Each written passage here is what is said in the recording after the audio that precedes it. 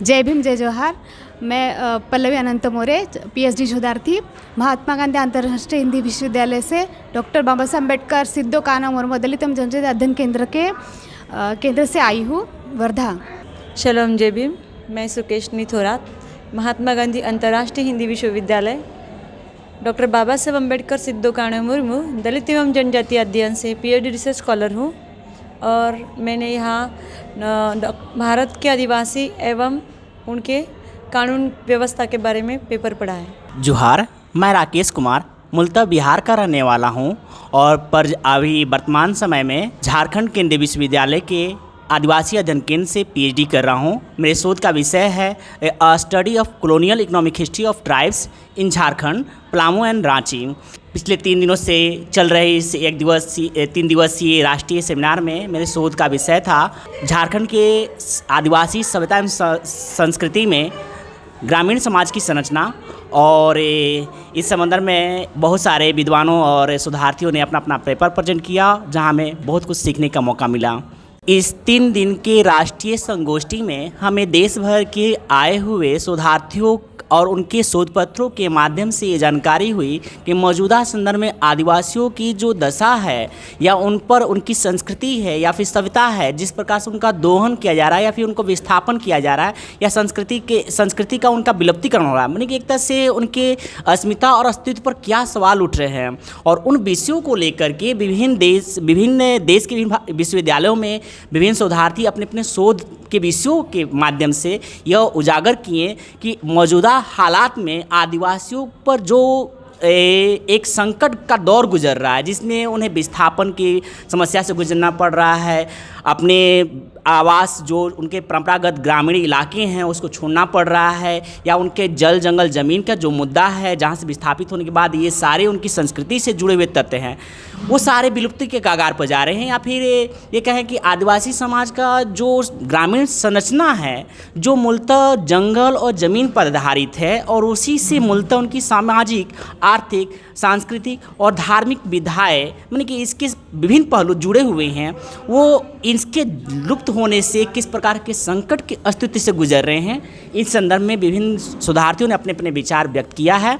इस दरमियान इस सभागार में उपस्थित दूसरे दिन के दूसरे सत्र में जो विपिन सर ने बताया कि मौजूदा आदिवासियों पर जो रिसर्च हो रहे हैं, जो उसकी मेथोडोलॉजी हैं, जो उसके टूल्स से टेक्निक हैं, अब इसे कुछ संशोधन करने की प्रक्रिया से हमें गुजरना पड़ेगा। जैसे कि अभी जो भी शोध हो रहे हैं रेफरेंस के तौर पर हम कॉलोनियल टाइम के या फिर उस धारा के लोगों से जो आदिवासी समुदाय से नहीं जुड़े हुए, उनकी सभ्यता संस्कृति से नहीं अवगत हैं या उनकी भाषा से अवगत नहीं है, फिर भी उन पर शोध किए हुए हैं, पहले औपनिवेशिक काल में या फिर राष्ट्रवादी विद्वानों ने किया है, तो बहुत सारे विसंगतियाँ पैदा हुई थी जो उनके पहचान को लेकर के या फिर उनके अस्तित्व को लेकर के कई प्रकार की विसंगतियाँ विवादास्पद रूप में आया। तो उस संदर्भ में उन्होंने बताया कि ऐसे दौर में जब हम एक रिसर्चर के रूप में अध्ययन कर रहे हैं, उनको एक डॉक्यूमेंटेशन यानी कि प्रलेखीकरण के दौर से गुजर रहे हैं, उस सब आदिवासी सभ्यता को निकट से समझने की, उसकी प्रासंगिकता समझने की दौर से गुजर रहे हैं, तो हमें इस दौर में हमें आदिवासियों के बीच जाकर के उन आदिवासियों की क्या समस्या हैं, उनकी क्या संस्कृति है, उनको रेफरेंस के तौर पर वो उनकी विचारधाराएँ क्या हैं, उनके माध्यम से समझने की ज़रूरत है और उसको प्रलेखीकरण की ज़रूरत है। इसी संदर्भ में वर्जिनियस खाखा सर उन्होंने भी बताया कि औपनिवेशिक माइंड जो सेटअप है, जैसे कि हमारे कॉलेज में, यूनिवर्सिटी में जो शिक्षा पद्धति है, हालांकि वो अभी उसी को एक नई शिक्षा पद्धति की तरफ से लागू किया जा रहा है, उसमें भी हम उसी के माध्यम से यदि ये सारी चीज़ें हो रही हैं तो कहीं ना कहीं ये चीज़ें हमें प्रभावित करती हैं और प्रभावित करेंगी, लेकिन एक अध्येता के माध्यम से या शोधार्थी के माध्यम से हमें सतर्क रहना होगा। और इस 3 दिवसीय सेमिनार में हमने बहुत कुछ सीखा, एक नए माने कि एक आदिवासी विषयों पर कैसे अध्ययन करना है, और या बहुत सारे विद्वानों ने अपने शोध पत्र किया, एक थॉट निकल के आई है। और इस संदर्भ में हमारे 3 दिवसीय राष्ट्रीय संगोष्ठी के आयोजकों ने इस पूरे दौर का जो सेमिनार में जो पहलू या शोध पत्र पढ़े गए हैं उसके निष्कर्ष में छत्तीसगढ़ घोषणा पत्र को जारी किया है। आप बताइए कि आप क्या पहली बार आप रायपुर आ रहे हैं? हाँ जी सर, हमारा फर्स्ट टाइम है रायपुर में आने का। तो कैसा पूरा 3 दिन का आपका किस तरह का अनुभव रहा? हाँ सर, हमने यहाँ देखा कि यहाँ के जो लोग हैं, जब हमने यहाँ आने के बाद जाना कि यहाँ के लोग बहुत ही अच्छा तरह से बिहेवियर करते हैं। और ये 3 दिन का संगोष्ठी के बारे में अगर बताना चाहेंगे तो हमने जाना कि यहाँ पे मीन्स आदिवासी के ऊपर बहुत बड़ी संगोष्ठी हो रही है। तो ये तो हमारा फर्स्ट टाइम था, लेकिन यहाँ पे देखा कि हर स्टेट से लोगों को इनवाइट किया गया है। हर स्टेट से लोगों के जो शोधार्थी है, रिसर्च स्कॉलर और प्रोफेसर लोग और एक्टिविस्ट लोग यहाँ पर आए हैं। उनको सुनने का हमें मौका मिला है और हमने ये जाना है कि आदिवासियों की दशा और दिशा, ये समस्या के ऊपर हमें सेमिनार लेने की ज़रूरत क्यों पड़ी है और क्यों हमें इस समस्याओं पर बात करना पड़ रहा है। और आदिवासी न होकर हमारे पूर्वज है, वो हमारे भारत देश के मूल निवासी है। और आदिवासियों को जो उनकी संस्कृति है, उनकी भाषा है, ये सब अभी लुप्त होती जा रही है। और इसे बचाए रखने के लिए क्या क्या करना चाहिए, इसके बारे में इसके ऊपर विचार विमर्श हुआ है। और 3 दिनों में हमने बहुत कुछ सीखा है। एक सवाल है कि आप जैसे वहाँ महाराष्ट्र है, वहाँ के आदिवासी समुदाय है और यहाँ पर जो सेंट्रल इंडिया है, इस तरह के समुदाय है, छत्तीसगढ़, बिहार, झारखंड, उड़ीसा, उनकी ये समस्याएं आपके जो क्षेत्र में समस्या है और यहाँ इस क्षेत्र में समस्या है, क्या उसमें कुछ फर्क दिखा कि लग रहा है कि सेम कहीं ना कहीं जो जल जंगल जमीन का मुद्दा है जहाँ जो महाराष्ट्र में, वो यहाँ पर भी है, या कुछ अलग मुद्दे हैं? हाँ, ये अगर देखा जाए तो अभी मैंने जो हमारे साथ रिसर्च स्कॉलर आए थे, तो हमने उनसे बातचीत की, तो यह जाना कि महाराष्ट्र के आदिवासी की भी वही समस्या है और इधर के आदिवासी की भी वही समस्या है। अभी भी लोग हमसे जो बोलते हैं, यहाँ पर भी देखा जाए तो कि बहुत ही कम आदिवासी रिसर्च स्कॉलर यहाँ पर आए थे जिसके ऊपर हम चर्चा कर रहे हैं, लेकिन वो लोगों का प्रतिनिधित्व मुझे कम दिखाई दिया है और समस्या तो सेम ही है। रायपुर में हो रहे इस 3 दिवसीय राष्ट्रीय संगोष्ठी में मेरा शोध पत्र का विषय था कि महाराष्ट्र के कोरकू जनजाति का सामाजिक जीवन। इसमें मैंने अपना पेपर आज तीसरे दिन पढ़ा है। मेरा सब्जेक्ट है, पीएचडी का शोध विषय है महाराष्ट्र के कोलाम एवं कोरकू जनजातियों का समाजशास्त्र तुलनात्मक अध्ययन। इस सेमिनार में भारत के पूरा नहीं बोल सकते, बहुत सारे राज्यों से बहुत सारे शोधार्थी आए थे। बहुत सारे लोगों से बातचीत से उनका शोध पत्र सुनने के बाद पता चला कि भारत के पूरे आदिवासी जितने भी जिन राज्यों से यहाँ पर उपस्थित हुए थे, हर राज्य में उन आदिवासियों की समस्या के बारे में हमें पता चला। और हम जैसे महाराष्ट्र से आए हैं तो हमें महाराष्ट्र की स्थिति के बारे में बहुत अच्छे से पता है। तो सेम वैसी स्थिति बाकी सभी राज्यों के में देखी गई आदिवासियों की। गवर्नमेंट बहुत सारे इसमें अनुदान वगैरह सब देती है, लेकिन पता नहीं क्यों उन तक वो चीज़ों को पहुंच नहीं पाती। जैसे मैं अपने ज़िले की बात कर रही हूँ, मैं चंद्रपुर ज़िले से बिलोंग करती हूँ और वहाँ के पूरा चंद्रपुर ज़िला ही गोंड आदिवासियों का है, लेकिन अभी भी उन तक कुछ उन सुविधाओं को पहुँचाया नहीं गया, उसका थोड़ा दुख लगता है। कि जो भी आदिवासी जो ज्ञान पद्धति है, ज्ञान जो सिस्टम है, हमारे ट्रेडिशनल इंडिजिनस नॉलेज जिसको हम बोलते हैं, लेकिन उसकी जिस तरह से जो है उसके बारे में कहा जाता है कि बहुत ही जो है ये बैकवर्ड तरह का जो लोग है, बैकवर्ड है, जो चीज़ें जो उनकी जो कस्टम है, आदिवासी कस्टम, उसको बहुत ही बैकवर्ड माना जा रहा है। तो उनके जो ज्ञान है उसको मतलब दरकिनार किया जा रहा है, क्योंकि जो पूरी शिक्षा व्यवस्था है या सारी जो पूरी मॉडर्न जो सिस्टम जो बोल रहे हैं, तो वो उसको पूरी तरीके से नकारता है। अभी आप क्योंकि आप सब लोग रिसर्च स्कॉलर है, ज़रूरत है कहीं ना कहीं हम लोग चैलेंज कर रहे हैं, आप लोग चैलेंज कर रहे हैं उस सिस्टम को कहीं ना कहीं, और उस फ्रेमवर्क में बनाए पाए जहाँ पे समुदाय से ही चीज़ें बाहर निकल के आए। क्या आपका कहना है?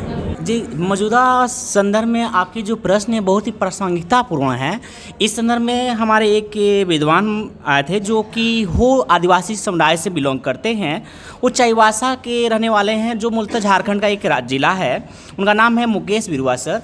उन्होंने इसी संदर्भ में, जिससे झारखंड के जो आदिवासी समुदाय हैं, जिसकी संस्कृति में जो मुख्य धारा के जो लोग हैं, वो मूलतः कहते हैं अरे वो तो भूत प्रेतों की संस्कृति है, या फिर उनके जो विश्वास है, जो प्रकृति प्रति पूजा पड़ती है, वो बोलते हैं कि अंधविश्वास और पाखंडों से भरा हुआ है।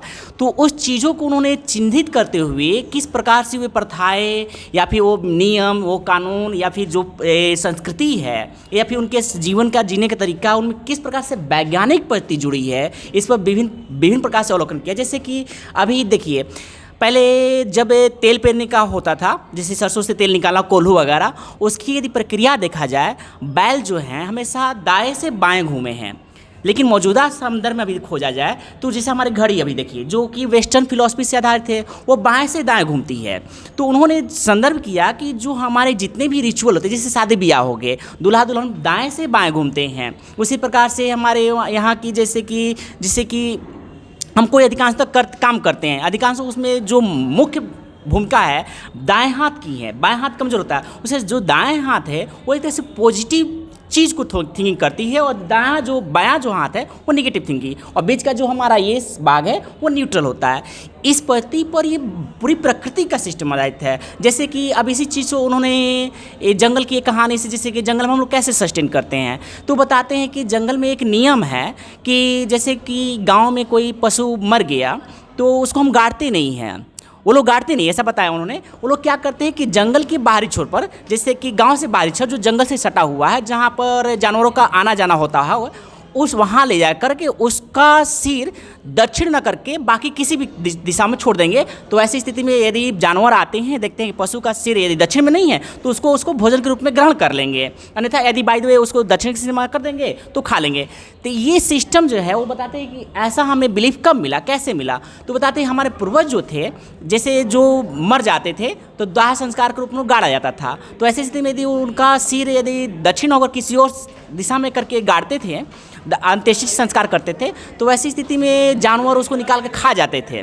तो वहाँ से उन्होंने देखा कि यदि हम अपने पूर्वजों के जो अंत्येष्टि अंतिम शव है, यदि उसको दक्षिण दिशा में हम शव करते हैं और शव का सिर करते हैं, तो ऐसी स्थिति में उनको कोई नुकसान नहीं पड़ता है। तो इस चीज़ से उन्होंने देखा कि ये चीज़ है, और हमारे जो दैनिक जीवन की जो लाजमी जीवन पद्धति है उसमें भी ये दाएं से बाएं की जो भूमिका है प्रमुख रही है।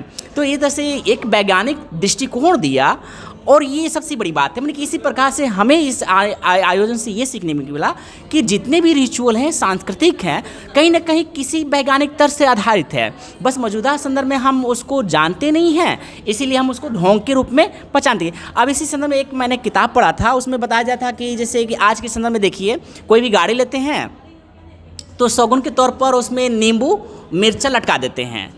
अब इसको पाखंड ही कहेंगे, लेकिन अब इसको चाहिए पुरातन संस्कृतियों में, तो इसके पीछे लॉजिक थी। आज तो 4 पहिए हैं, डीजल से चलने वाली गाड़ियां हैं। पहले क्या थे? पशु थे, मवेशी थे, गाय थे, बैल थे, भैंस थे, या फिर गधा था, या फिर घोड़ा था।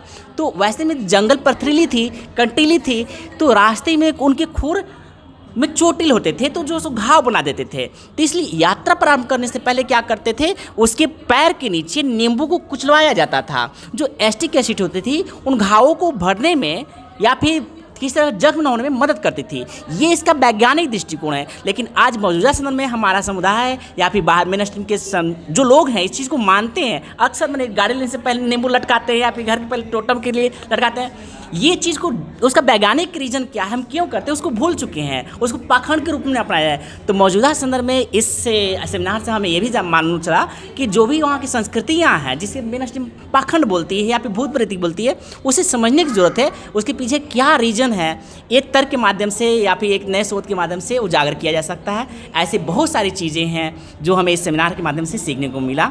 आपने पूछा कि मैं अगर रिसर्च स्कॉलर हूँ तो इससे फ्यूचर में क्या करूँगी, है ना। तो मैं ये बताना चाहूँगी कि जब जितने भी आज 100 तक पेपर प्रेजेंट हुए, इससे मुझे तो नॉलेज मिला ही है। लेकिन मैं तो इसके ऊपर काम करूँगी, लिखूँगी कि जो सच्चाई है, आदिवासी उनको जो डेफिनेशन दी है, हमारे सर हमेशा कहते हैं कि आप जो चश्मा लगाओगे उसको जैसे वैसे आपको दिखेगा। मतलब काला चश्मा पहनोगे तो आपको काला दिखेगा, और वाइट चश्मा लगाओगे तो वाइट दिखेगा। जो हमारे प्रोफेसर कारुण्य करा सर है वो हमें बताते हैं, सिखाते हैं, हमारे गाइड हम फिल के। तो इसका मतलब ये हो गया कि जिस चीज़ को आप जिस नज़र से देखते हो वैसे वो चीज़ दिखेगी। लेकिन हमें किस तरह से देखना है, हमें वैज्ञानिक तरह से देखना है कि आदिवासी इसके पीछे आदिवासी लगाओ या कुछ रहो, इसके पीछे राजनीति चल रही है, वर्ड के पीछे। तो हमें उसकी जो सच्चाई है उसको ढूंढना है, और वो ढूंढकर समाज को दिखाना है कि आदिवासी मूल निवासी है, वो हमारे पूर्वज है, और उसकी जो संस्कृति लोप हो रही है उसको हमने किस तरह से आगे लाना है, इसके ऊपर मैं काम करूँगी। धन्यवाद। मैंने एमए और मेरा एमफिल भी आदिवासी महिलाओं पर आदिवासी महिलाओं की सामाजिक भूमिका पर था और अभी मेरा कोलाम और कोरकू जनजातियों का समस्या तुलनात्मक है। जहाँ तक मैंने एमए से अपना अध्ययन स्टार्ट किया था, तभी से मैंने आदिवासी लोगों को पास से जाना है और उनकी हर परेशानियों को समझा है और उनको अपने लेवल पे उसको सुलझाने की कोशिश भी की है। यहाँ तक कि ये बातें हमने जो भी अपने हर जगह से पढ़ते हैं कि आदिवासी ऐसे रहते हैं, आदिवासी वैसे रहते हैं, लेकिन आदिवासी कैसे रहते हैं किसी कोई ऐसे पर्सनली नहीं जान पाता। तो जहाँ तक अपने हर ज़िले में कोई ना कोई जो ऐसे रिसर्च स्कॉलर रहते हैं जो आदिवासी पे आदिवासी पे अपना शोध विषय कंप्लीट करते हैं। तो इससे हर आदिवासी लोग, लेकिन बाद में फिर वो भूल जाते हैं अपने किए हुए काम को, वो याद भी नहीं रख पाते। लेकिन मैं अपने शोध विषय को पूरा करके उसमें कुछ ना कुछ इम्प्लीमेंट करने की कोशिश करूँगी ताकि आदिवासियों को मेरी वजह से कुछ ना कुछ सरकारी योजनाओं का फ़ायदा मिल पाए और उनकी हर समस्याओं को कुछ ना कुछ मदद मिल पाए। लेकिन अभी भी मेरे साथ कुछ मम्मी की तरफ से कोई ऐसे पॉलिटिकल बैकग्राउंड से कुछ ऐसे लोग हैं जो आदिवासी लोगों की मदद करते, तो उनसे मुझे प्रेरणा मिलती है। और ऐसे मेरे गांव में भी जो आदिवासी लोग हैं वो अभी भी उच्च शिक्षित है आदिवासी लोग, तो वो भी अपने रिलेटिव जहाँ वे लोग रहते हैं उनकी मदद करते रहते हैं। और एक ऐसे अभी मेरे रिसर्च के दौरान मुझे अपने ही ज़िले में कोलाम लोगों का एक गुड़ा मिला है। वहाँ के एक सर है डॉक्टर विलास कुंभारे सर, उन्होंने मुझे मदद की है, और आगे भी करेंगे क्योंकि मेरा अभी फील्ड वर्क होना बाकी है, तो फिर मैं इतना कुछ बता नहीं पाऊँगी। लेकिन कोलाम लोगों को मैं कोलाम आदिवासी पे मेरा रिसर्च करने वाली हूँ। ठीक है, धन्यवाद।